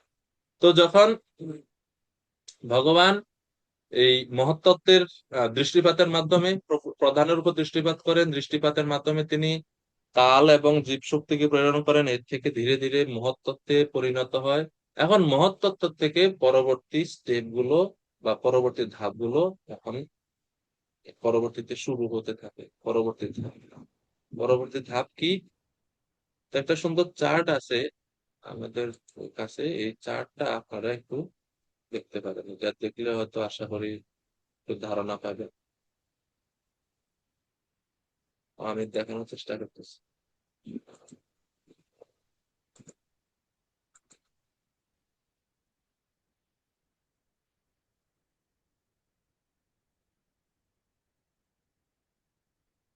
দেখতে পাচ্ছেন আশা করি।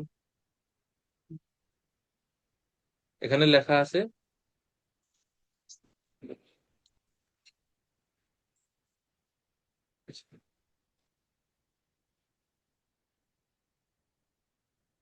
হ্যাঁ, তো কারণদর্শী বিষ্ণু বা প্রথম পুরুষ তার মায়া শক্তি বা প্রধানের উপর তিনি দৃষ্টিপাত করেন। যখন ভগবান দৃষ্টিপাত করেন, যখন আমরা বলি ভগবান দৃষ্টিপাত করছেন, মনে করুন আমরা যদি একটু দেখি, মনে করেন এই বস্তুটা হচ্ছে প্রধান, এটার নাম হচ্ছে প্রধান। তো কারণদর্শী বিষ্ণু ভগবান দৃষ্টিপাত করলেন প্রধানের উপর। যখন উনি দৃষ্টিপাত, এটা হচ্ছে ওনার দৃষ্টি। তো ভগবানের দৃষ্টিও অনেক কিছু করতে পারে। ভগবানের এই দৃষ্টিপাতের মাধ্যমে তিনি এখানে কাল এবং জীব, এই দুইটা জিনিসকে, যেটা ওনার ভিতরে ওনার শরীরে লীন ছিল, এই দুইটা জিনিসকে তিনি প্রধানের মধ্যে ইনজেক্ট করছেন, প্রবেশ করেছেন, স্থাপন করছেন। জীবের সঙ্গে দুইটা জিনিস আছে, জীবের সঙ্গে তার আছে কর্ম এবং তার আছে স্বভাব। এজন্য কর্ম এবং স্বভাব কেন আলাদাভাবে আমরা দেখতে হবে, কারণ জীব এই জন্মে বা এই সৃষ্টিতে কোন রূপ ধারণ করবে, ব্রহ্মা ওই জীবাত্মাকে কোন দেহ দান করবে, সেটা কিসের উপর নির্ধারণ হবে? সেটা নির্ধারণ হবে তার কর্মের উপরে, তার স্বভাবের উপরে। তো এই যখন এই এই প্রধানের মধ্যে এগুলো সব ঢুকলো, তখন এখানে তিন গুণ অলরেডি আগে থেকেই আছে সাম্য অবস্থায়, নীরব অবস্থায়। এখন তাদের মধ্যে বিক্রিয়া শুরু হলো। যেহেতু সময় চলে আসছে, কাল শক্তি চলে আসছে, কাল মানে যে সবকিছুকে মোশনে নিয়ে আসে, তখন এই যে প্রধান, এই যে দেখেন কাল কর্ম স্বভাব, কর্ম এবং স্বভাব হচ্ছে জীবের, আর হচ্ছে কাল, এগুলো হচ্ছে ভগবানের দৃষ্টিপাতের মাধ্যমে এগুলো প্রধানের মধ্যে ঢুকছে। এই যে এগুলো এভাবে নিচে নিচে ধারাবাহিক ভাবে চলে আসছে সৃষ্টি। প্রধানের গুণগুলো ছিল নিষ্ক্রিয়, কিন্তু যখন এই তিনটা জিনিস প্রধানের মধ্যে প্রবেশ করে, তখন গুণগুলো কি হলো? সক্রিয় হলো। গুণকে কে সক্রিয় করছে? কাল সক্রিয় করছে। তখন এখান থেকে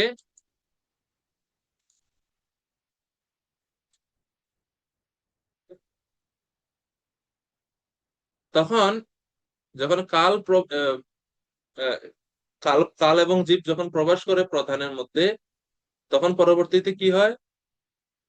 মহত্তত্ত্ব, সূত্রতত্ত্ব এবং অহংকার, এই তিনটা জিনিসের উদয়। এই তিনটা জিনিস, মহত্তত্ত্বকে বলা হয়, আমরা একটু আগে বলছি মহত্তত্ত্ব যে সত্যগুণ প্রধান, সূত্রতত্ত্ব হচ্ছে রজসিক বা রজগুণ প্রধান, এবং অহংকার তত্ত্ব হচ্ছে তামসিক প্রধান বা তম প্রধান। এই মহত্তত্ত্ব বা সাত্ত্বিক যে তত্ত্বটা, এটা জীবের চিত্ত রূপে থাকে। আর সৃষ্টির পরবর্তী যে মানে পরবর্তী স্টেপ গুলো, সেগুলো সব শুরু হয় এই তামসিক গুণ প্রধান যে অহংকার, সেই অহংকার থেকে পরবর্তী পরবর্তী প্রকাশগুলো আসে। তমগুণের যে অহংকার, তমগুণ জাত যে অহংকার, সেই অহংকার থেকে আরো বিক্রিয়ার ফলে তিন প্রকারের অহংকারে পরিণত হয়। এই তম প্রধান অহংকার নিজেকে তিন প্রকারে বিস্তার করে: সাত্ত্বিক অহংকার, রাজসিক অহংকার এবং তামসিক অহংকার। সাত্ত্বিক অহংকার, রাজসিক অহংকার এবং তামসিক অহংকার, তিন অহংকারে পরিণত হয় এই অহংকারটা, মূল যেটা তমপ্রধান অহংকার, সেই অহংকার। সাত্ত্বিক অহংকার থেকে আসে জ্ঞান শক্তি, রাজসিক অহংকার থেকে আসে ক্রিয়া শক্তি, এবং তামসিক অহংকার থেকে আসে দ্রব্য শক্তি। এটাকেই বলি আমরা অধিভূত, অধিদৈব এবং অধিআত্ম। ঠিক আছে? অধিদৈব থেকে জ্ঞান শক্তিকে বলা হয় অধিদৈব, ক্রিয়া শক্তিকে বলা হয় অধিআত্ম, আর দ্রব্য শক্তিকে বলা হয় অধিভূত। জ্ঞান শক্তি থেকে বা সাত্ত্বিক অহংকার জাত যে জ্ঞান শক্তি, এই জন্য আমরা ভগবত গীতা আমরা বলি না যে সাত্ত্বিক অহংকারও জীবকে আবদ্ধ করে। কেন? কারণ এই সাত্ত্বিক অহংকার, এই জড়জগতের যে সত্যগুণ, এই জড়জগতের সত্যগুণ এই অহংকার মিশ্রিত বা এই তম প্রধান অহংকার থেকে জাত। সেই কারণে এই সত্যগুণ এই জড়জগতে আমাদেরকে আটকে দেয়, আবদ্ধ করে রাখে, যেহেতু এটা অহংকার, তম অহংকার থেকে আসছে। তো তম সাত্ত্বিক অহংকার থেকে প্রকাশিত হয় জ্ঞান শক্তি। এই জ্ঞান শক্তি থেকে প্রকাশিত হয় আমাদের মন সহ 10 প্রকার ইন্দ্রিয়ের দেবতারা। আমাদের 11টা ইন্দ্রিয়, 5টি কর্ম ইন্দ্রিয়, 5টি জ্ঞান ইন্দ্রিয় এবং মন। তো জ্ঞান ইন্দ্রিয়, কর্মেন্দ্রিয় আছে ক্রিয়া শক্তির অধীনে। কিন্তু এই ইন্দ্রিয়গুলোকে নিয়ন্ত্রণ করার জন্য যে দেবতারা, তারা আসেন জ্ঞান শক্তি থেকে। ঠিক আছে? যেমন কয়েকটা আমরা উদাহরণ যদি দেখি, আমরা একটু মানে জড়জাগতিক দিক থেকে যদি দেখি, যেমন মনে করেন এটা মনে করেন এটা একটা মোবাইল। এটা একটা মোবাইল, এখানে বিভিন্ন ফাংশন, বিভিন্ন সফটওয়্যার আছে, বিভিন্ন সফটওয়্যার আছে, বিভিন্ন সফটওয়্যার আছে, সফটওয়্যার আছে। এখন মোবাইলটা হচ্ছে স্থূল, স্থূল না? সফটওয়্যার গুলো কিন্তু সূক্ষ্ম। মোবাইল হার্ডওয়্যারের মতো, এটা আমরা ধরতে পারি, যে সফটওয়্যার গুলো ধরা যায় না। আচ্ছা, এখন এই যে মোবাইল কাজ করে কিসের উপর ভিত্তি করে? সফটওয়্যারের উপর। সফটওয়্যার যদি না থাকে, তাহলে মোবাইলের ফাংশন, মোবাইল সব ঠিক আছে কিন্তু সফটওয়্যার নাই, মোবাইল কাজ করে না, কাজ করতে পারে না। আর সফটওয়্যারও কাজ করবে না, মোবাইলও কাজ করবে না যদি চার্জ না, চার্জ যদি না থাকে, সফটওয়্যার হার্ডওয়্যার কোনোটাই কাজ করবে না। আমাদের যে কোনো ইন্দ্রিয় আমরা যখন দেখি, মনে করেন আমি যদি ধরি যে এটা হচ্ছে আমার চক্ষু ইন্দ্রিয়, চক্ষু ইন্দ্রিয়টা যেটা বাইরে থেকে আমরা দেখি, এটা হচ্ছে স্থূল ইন্দ্রিয়, চোখ। কিন্তু চোখের দেখার যে শক্তি, দেখার যে শক্তি, দৃশ্য বা দেখার যে শক্তি, সেই শক্তিটাকে নিয়ন্ত্রণ করে এই ইন্দ্রিয়ের দেবতারা। সেই জন্য ইন্দ্রিয়ের দুইটা ভাগ আছে, এটা হচ্ছে স্থূল ইন্দ্রিয় আর একটা হচ্ছে সূক্ষ্ম ইন্দ্রিয়। স্থূল ইন্দ্রিয় হচ্ছে যেটা বাইরে থেকে দেখা যায়, অনেকের চোখ আছে কিন্তু চোখে দেখে না। ওই যে চোখে দেখে না, ওই যে দেখার শক্তি, পাওয়ার, দেখার যে শক্তিটা, এই শক্তিটা তার হারাই গেছে। স্থূল ইন্দ্রিয়টা ঠিকই আছে, কিন্তু সূক্ষ্ম ইন্দ্রিয় নষ্ট হয়ে গেছে। আর সূক্ষ্ম ইন্দ্রিয় কেন নষ্ট হয়েছে? ওই ইন্দ্রিয়ের যিনি দেবতা আছে, ওনার কারণে।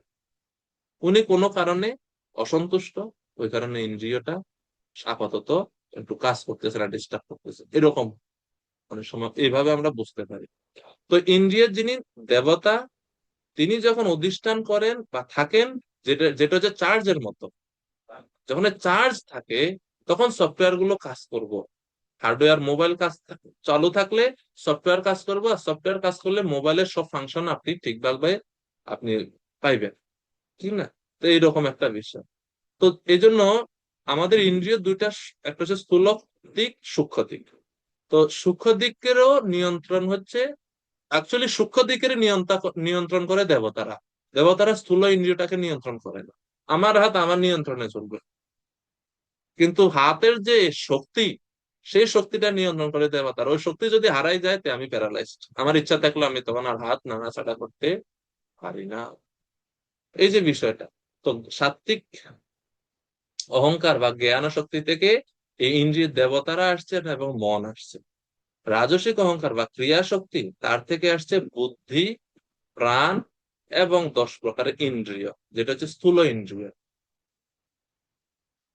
ঠিক আছে, চক্ষু, কর্ণ, নাসিকা, জিহ্বা, ত্বক, বাক, পানি, পাদ, পায়ু, উপস্থ, যেটা আমরা বলি, এগুলো পঞ্চ জ্ঞান ইন্দ্রিয়, পঞ্চ কর্ম ইন্দ্রিয়, ইন্দ্রিয় গুলো আসছে। আর তামসিক অহংকার বা দ্রব্য শক্তি থেকে আসছে ইন্দ্রিয়ের 5টি বিষয় বা তন্মাত্র। বুঝতে পারছেন? ইন্দ্রিয়ের 5টি বিষয় কি? রূপ, রস, শব্দ, স্পর্শ, গন্ধ। এই যে তন্মাত্র, পঞ্চ তন্মাত্র, এই তন্মাত্র গুলো আসছে দ্রব্য থেকে, এবং পঞ্চ তন্মাত্র থেকে প্রকাশিত হয়েছে পঞ্চ উপাদান: ভূমি, জল, বায়ু, অগ্নি, আকাশ। প্রথমেই উৎপত্তি হয়েছে শব্দ,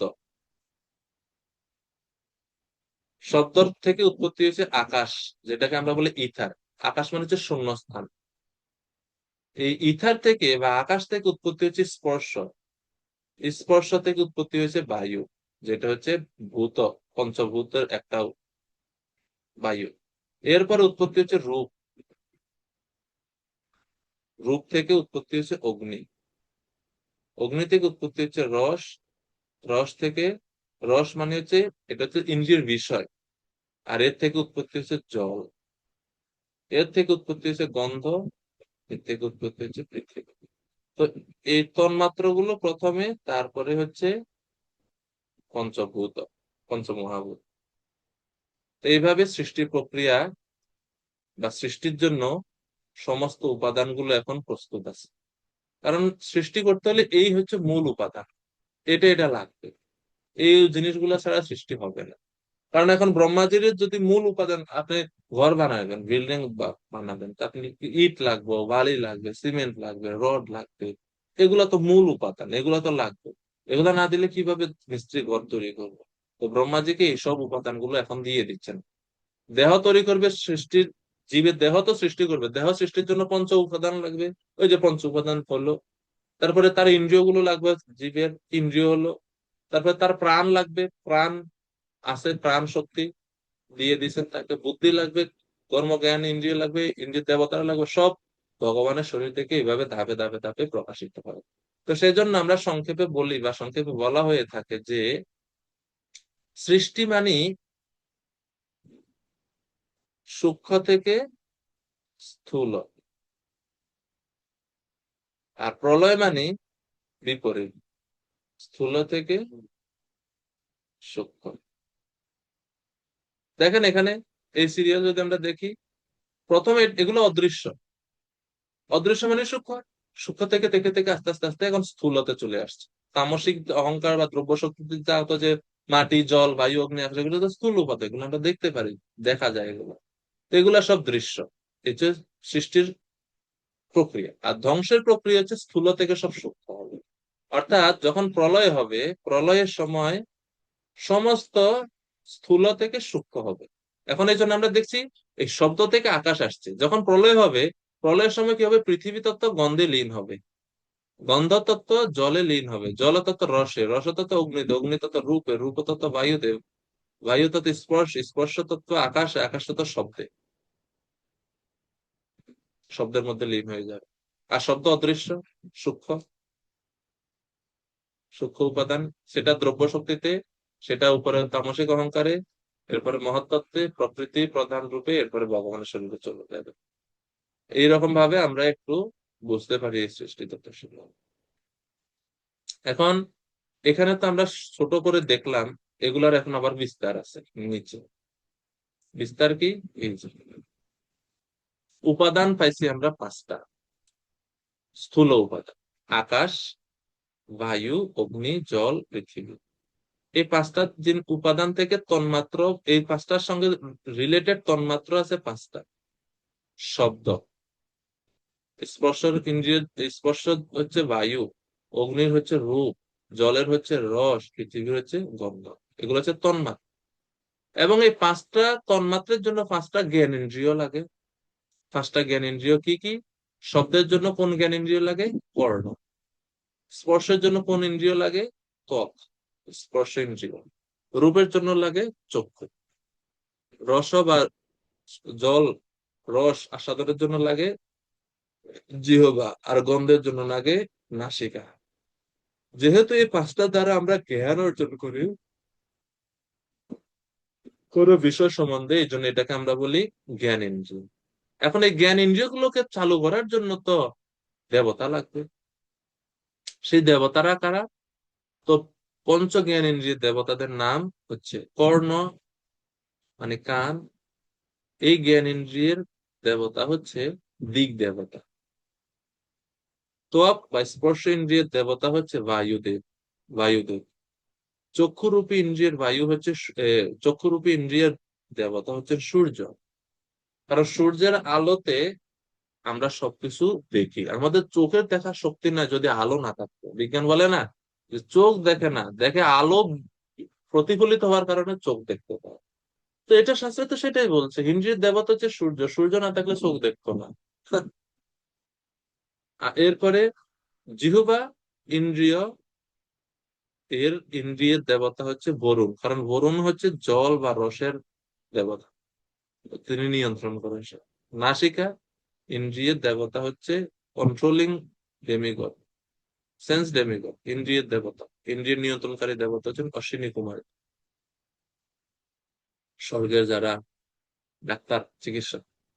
এখন তো কর্মেন্দ্রিয়ের দেবতাদের আমরা আমরা দেখলাম ফাংশনটা সংক্ষেপে, জ্ঞানেন্দ্রিয়টা দেখলাম, এখন কর্মেন্দ্রিয়টা লাগবে না? কর্মেন্দ্রিয়টা নিচে আছে। কর্মেন্দ্রিয় গুলো কি কি? বাক, মানে কথা বলা শক্তি, বাক, হস্ত, পদ, পায়ু এবং উপস্থ।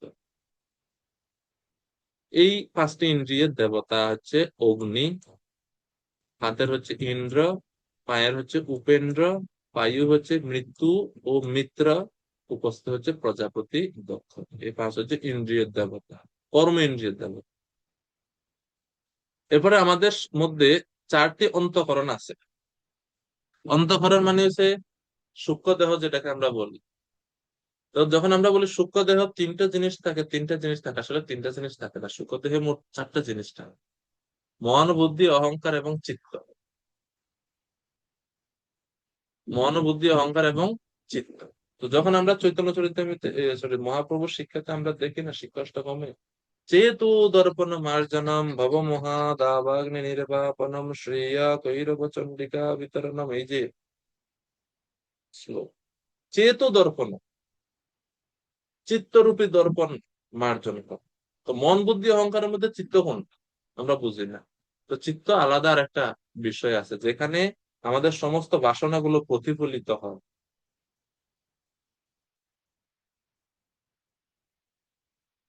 চিত্ত, এই হচ্ছে চারটি অন্তঃকরণ। এই চার অন্তঃকরণই ইন্দ্রিয়ের দেবতাদেরকে প্ররোচিত করে।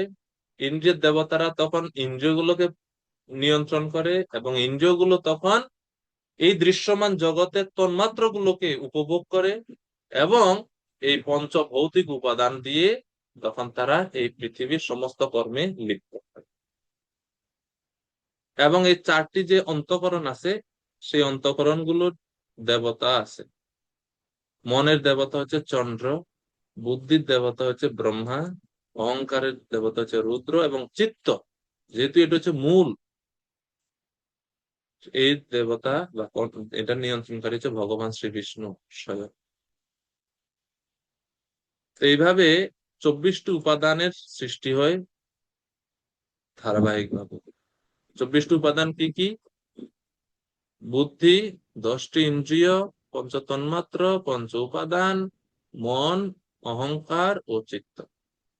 মন, বুদ্ধি, অহংকার, চিত্ত, 4 প্রকার অন্তঃকরণ, 10টি ইন্দ্রিয়, পঞ্চ তন্মাত্র, পঞ্চ মহাভূত। তো এইভাবে মোট 24টি উপাদানের সৃষ্টি হয়। আর এইভাবে প্রধান, যেটা অব্যক্ত প্রকৃতি, সে প্রধান থেকে মোট 24টি উপাদানের সৃষ্টি হয়। আর এই যে প্রধান থেকে শুরু করে এই এই যে 24টি উপাদানের সৃষ্টি হলো, এটাকেই বলা হয় কারণ সৃষ্টি বা প্রাথমিক উপাদান সৃষ্টি। এবং এটাই হচ্ছে মহাবিশ্বের মূল কারণ, এই ব্রহ্মাণ্ড সৃষ্টির মূল কারণ। এটা হচ্ছে কারণ সৃষ্টির বর্ণনা তখন পর্যন্ত আমরা দিলাম। ঠিক আছে। তো আমরা যে এখন শ্লোক নাম্বার 21 থেকে 35 পর্যন্ত পড়বো, এই যে উপাদান বা এই যে ধারাবাহিক পর্যন্ত আমরা দেখলাম, এগুলাই এই শ্লোকগুলোর মধ্যে বর্ণনা আছে। ঠিক আছে, তো চলুন আমরা 21 থেকে একটু অনুবাদ পড়ে পড়ে বুঝে বুঝে সামনের দিকে অগ্রসর হই। গৌর চৈতন্য প্রভু কৃপা করে 21 নম্বর শ্লোকটা একটু পড়বেন। হরে প্রণাম কৃষ্ণ। প্রভু।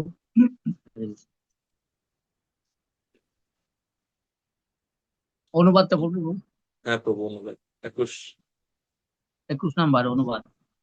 সমস্ত শক্তির নিয়ন্তা ভগবান, তার শক্তির দ্বারা নিত্যকাল সমস্ত জীবের অদৃষ্ট এবং তাদের স্বভাব সৃষ্টি করেন, এবং তিনি পুনরায় স্বতন্ত্রভাবে তাদের নিজের মধ্যে বিলীন করে দেন। হরে কৃষ্ণ।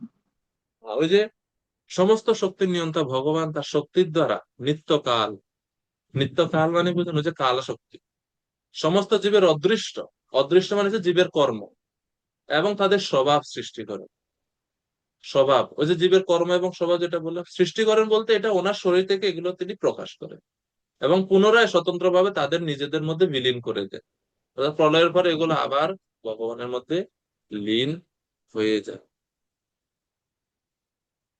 তো তাৎপর্য ছিল প্রভুপাদ সৃষ্টির সম্বন্ধে বিস্তারিত ভাবে বিভিন্ন ফিলোসফিক্যাল দৃষ্টিভঙ্গি থেকে সৃষ্টির এই ব্যাপারটা বর্ণনা করছে, যে জড়জগতে যেখানে পরমেশ্বর ভগবান বদ্ধজীবের অধীনে রেখে কর্ম করতে দেন, পুনঃ পুনঃ প্রলয়ের পর তার সৃষ্টি হয়। এবং সৃষ্টি প্রক্রিয়ায় প্রভুপাদ ব্যাখ্যা করছেন যে অন্তহীন আকাশের একটি অংশ জড় সৃষ্টিরূপী মহত্তত্ত্বের মেঘের দ্বারা আচ্ছাদিত, যেখানে ভগবানের ইচ্ছার বিরুদ্ধে আধিপত্য করতে অভিলাষী বদ্ধ জীবেরা ভগবানের বহিরঙ্গা শক্তির মাধ্যমে ভগবান কর্তৃক নিয়ন্ত্রিত হয়ে তাদের বাসনা অনুসারে আচরণ করার জন্য প্রক্ষিপ্ত হয়। তো কেন এই সৃষ্টির কারণটা, কেন এই সৃষ্টি হলো? এই সৃষ্টিটা হলো জীব যেহেতু স্বতন্ত্র, তার ক্ষুদ্র স্বাধীনতার অপব্যবহার করে স্বতন্ত্রভাবে ভোগ করতে চায়, তার জন্য তার এবং সে যেন ধীরে ধীরে বুঝতে পারে যে এই ভোগ প্রবৃত্তিটা আসলে আমার নয়, আমার ভগবানের সেবক হওয়া উচিত, তখন সেই সৃষ্টিতে থেকেই ভক্তি অনুশীলন যেন করতে হবে। সেই কারণে এই সৃষ্টির পর শ্লোক নাম্বার 22, প্রথম পুরুষ অবতারের অর্থাৎ কারণ কারণোদকশায়ী বিষ্ণু যিনি প্রথম পুরুষ অবতার, প্রথম পুরুষ অবতারের পর মহৎ তত্ত্ব বা জড় সৃষ্টির তত্ত্ব প্রকাশিত হয়। তারপর কাল প্রকট হয় এবং কালক্রমে তিনটি গুণ প্রকাশিত হয়। প্রকৃতির অর্থ হচ্ছে তিনটি গুণের অভিব্যক্তি, সেগুলি কার্যে রূপান্তরিত হয়।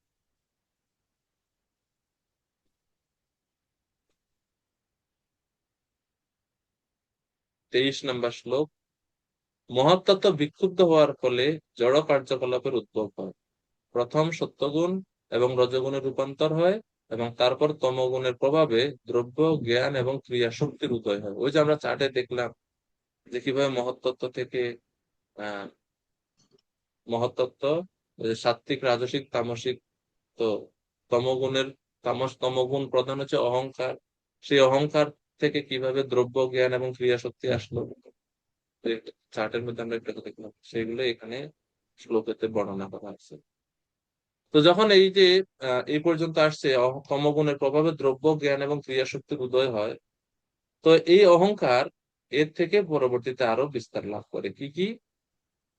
24 নম্বর শ্লোকে বলছে, আত্মকেন্দ্রিক অহংকার তিন রূপে রূপান্তরিত হয়ে বৈকারিক, তেজস এবং তামস, অর্থাৎ সাত্ত্বিক অহংকার, রাজসিক অহংকার এবং তামসিক অহংকার।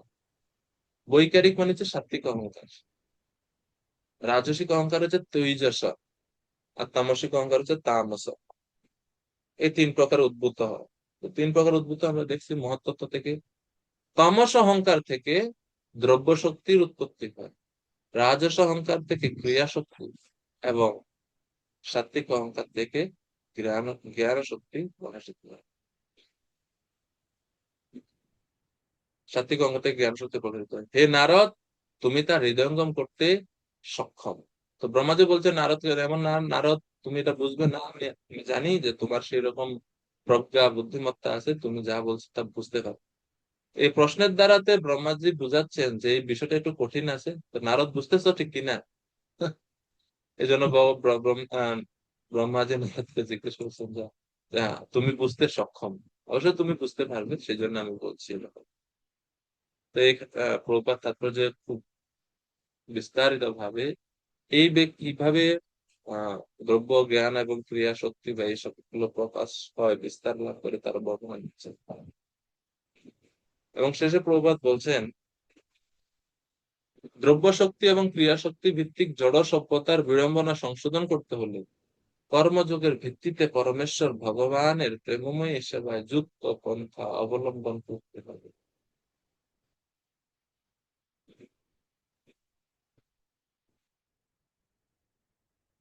ভগবত গীতা ভগবান বলছেন, যৎ করোষি যৎ স্নাসি যৎ জুহোসি যদাসি যৎ যৎ তপস্যাসি কৌন্তেয় তৎ কুরুষ্ব মদর্পণম। সব যেহেতু দ্রব্য শক্তি ক্রিয়া শক্তি সব ভগবান থেকে আসছে, এই জন্য প্রভুপাদ শিখে দিয়েছেন সব ভগবানের সেবায় লাগতে। 25 নাম্বার শ্লোক। তো এখন ওই যে তামস অহংকারের অধীন যে সাত্বিক রাজসিক তামসিক তিনটা গুণ আসছে, তামস তামস থেকে বা তমগুণ থেকে হচ্ছে পঞ্চ উপাদান পঞ্চ মহাভূত কিভাবে প্রকটিত হয় তা এখন 25 নম্বর শ্লোকে এখানে বর্ণনা করছে। তামস অহংকার থেকে প্রথমে পঞ্চ মহাভূতের প্রথম উপাদান আকাশের উৎপত্তি হয়। সেই আকাশের সূক্ষ্ম রূপ হচ্ছে শব্দ, ঠিক যেমন স্রষ্টার সঙ্গে দৃশ্যের সম্পর্ক।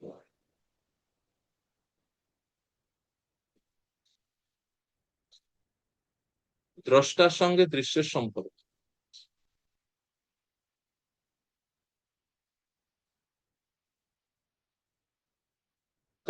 তো এইভাবে কিভাবে পঞ্চমহাভূত এবং পঞ্চতন মাত্র সৃষ্টি হচ্ছে তা ধারাবাহিক ভাবে বর্ণনা হচ্ছে। এরপরে 26 থেকে 29 এই সবগুলোতে একসাথে বলা হচ্ছে যে আকাশের কেউ একজন পড়েন।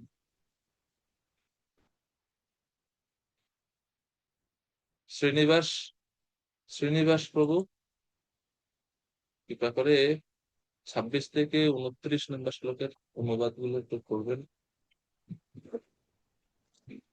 হরে কৃষ্ণ প্রভু প্রণাম। প্রণাম। আকাশের রূপান্তরের ফলে স্পর্শ গুণযুক্ত বায়ুর উৎপত্তি হয়েছে এবং কারণ রূপে তাতে আকাশের সম্বন্ধ থাকাতে বায়ুতেও শব্দগুণ রয়েছে। বায়ুই দেহ ধারণ, ইন্দ্রিয় অনুভূতি, মানসিক বল ও শরীরের শক্তির হেতু কাল। কর্ম ও স্বভাববশত বায়ুর বিকারের ফলে আগুন উৎপন্ন হয়। আগুনের গুণরূপ আকাশ ও বায়ু তেজের কারণ হওয়াতে তেজেও রূপসহ শব্দ ও স্পর্শ গুণ বিরাজিত। আগুনের বিকারের ফলে রসাত্মক জলের উৎপত্তি হয়। জলে আকাশ, বায়ু ও তেজের কারণরূপ সম্বন্ধ থাকাতে তাতে যথাক্রমে শব্দ, স্পর্শ ও রূপ বর্তমান। জলের বিকার থেকে মাটি উৎপন্ন হয়। মাটির স্বাভাবিক গুণ গন্ধ। এই মাটিতে আকাশ, বায়ু, তেজ ও জলের কারণরূপ সম্বন্ধ থাকাতে মাটিতে সেগুলির গুণ, শব্দ, স্পর্শ, রূপ ও রস বর্তমান। হরে কৃষ্ণ। হরে কৃষ্ণ। ধন্যবাদ প্রভু। তো এখানে মূল যে বিষয় বর্ণনা করা হচ্ছে যে যখনই একটা থেকে উপাদান আরেকটাতে যায়, ওই গুণগুলো সব বাড়তে থাকে। যেরকম আকাশে শব্দ গুণ, আর অন্য কিছু নাই। ঠিক আছে, আকাশ থেকে যখন বায়ু আসে সেখানে শব্দ আছে, স্পর্শ আছে। এই জন্য বায়ুতে শব্দ বাহিত হয়, কিন্তু খালি স্থানে শব্দ যায় না। খালি স্থান, বায়ু শূন্য স্থানে শব্দ বাহিত হয় না, শব্দ যাইতে পারে না। বায়ু শূন্য স্থান, তো বায়ুতে শব্দ আছে, স্পর্শ আছে। এরপরে যখন অগ্নি আসে, অগ্নিতে শব্দ আছে, স্পর্শ আছে এবং দৃশ্যও আছে। কারণ অগ্নিকে আমরা দেখতে পারি, তো দৃশ্য বা দেখার শক্তিটা বা রূপ তন্মাত্রাটা আসে এখানে। অগ্নি থেকে এর পরবর্তীতে যখন জল, না জল এরপরে অগ্নি, যাই হোক, যে আমি হয়তো সিরিয়াল ব্রেক করলাম। প্রথমে অগ্নি এরপরে জল, ঠিকই আছে।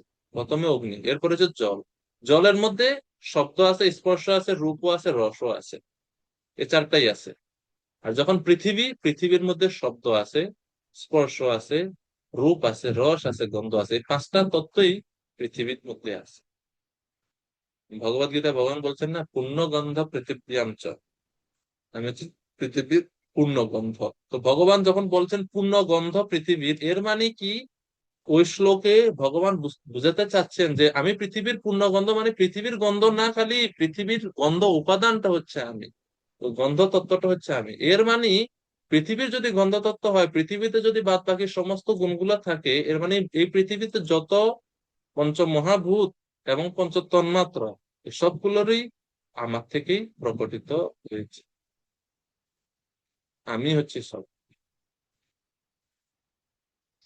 তো এইভাবে 26 থেকে 29 বিস্তারিত ভাবে এই পঞ্চ মহাভূত থেকে কিভাবে পঞ্চ তন্মাত্র সৃষ্টি হয় বিকার প্রাপ্ত হয়ে, তার একটা প্যারালাল বর্ণনা দেওয়া আছে, যেটা আমরা চার্টের মধ্যে আগে সংক্ষেপে দেখতে পাই।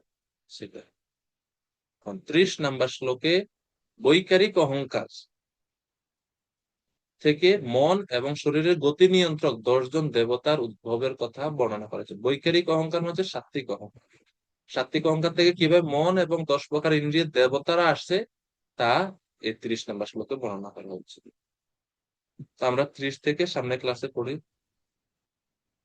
টাইম হয়ে গেছে, আগামী ক্লাসে আমরা পরের অংশটা করবো।